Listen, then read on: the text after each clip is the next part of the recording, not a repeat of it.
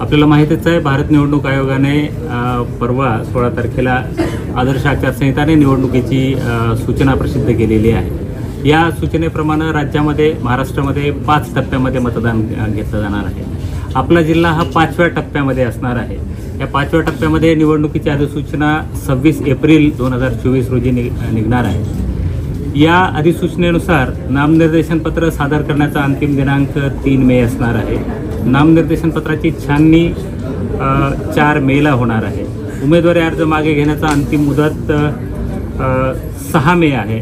मतदानाचा दिनांक 20 मे आहे आणि मतमोजणी 4 जून 2024 मंगळवार या दिवशी होणार आहे। याच अनुषंगाने मी आपल्याला हेही सांगू इच्छितो की जिल्ह्यामध्ये एकूण मतदाराची संख्या विचारात घेतली तर 65,01,671 एवढे एकूण मतदार आहेत।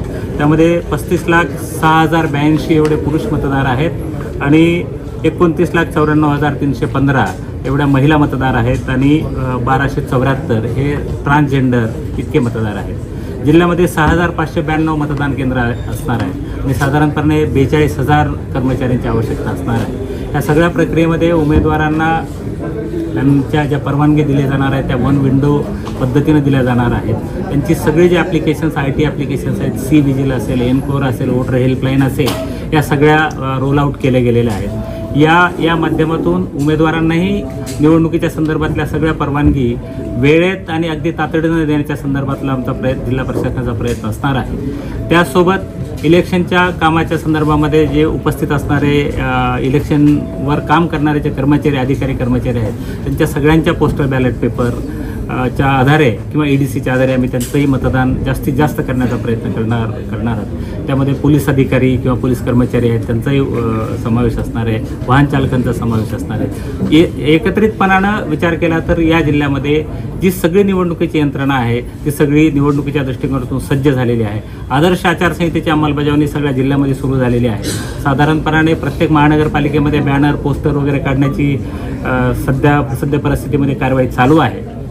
सगळ्याच ठिकाणी शासकीय, निमशासकीय आणि प्रायव्हेट इमारतीच्या संदर्भातल्या ज्या होर्डिंग्स, बॅनर, पोस्टिंग्स लागलेल्या आहेत त्याही काढण्याची प्रक्रिया सध्या परिस्थितीमध्ये चालू आहे।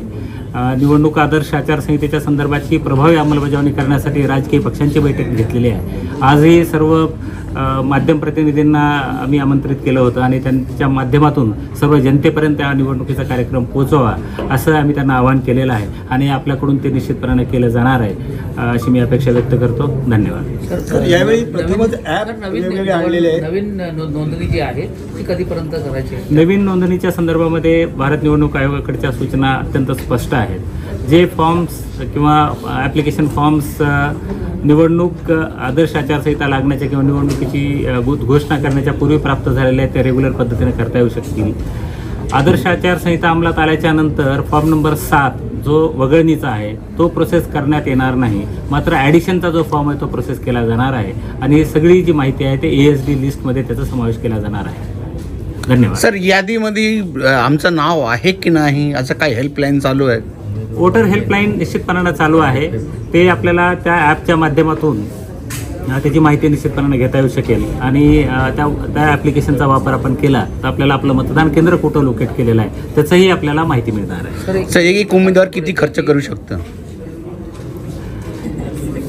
उमेदवार कितीही खर्च करू शकतो, फक्त त्यानं केलेल्या खर्चाचा ॲक्युरेट आणि करेक्ट हिशोब जिल्हा निवडणूक निर्णय अधिकाऱ्याला दिला पाहिजे।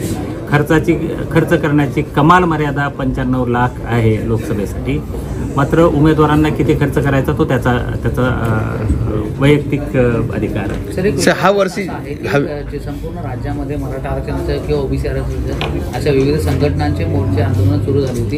आता आचारसंहिता लागली, काही संघटनांनी असं देखील घोषित केलेलं आहे की प्रत्येक ठिकाणी आपापले उमेदवार 10, 20, 50 संख्येने उभे करा। असे जर उमेदवार उभे राहिले तर EVPAT किंवा बॅलेट पेपर कशा पद्धतीने या संदर्भामध्ये आपण भारत निवडणूक आयोगाच्या ज्या सूचना प्राप्त होतील त्या आपण जनतेपर्यंत पोहोचवू आणि त्या अनुषंगाने पुढची कारवाई करता येऊ शकेल।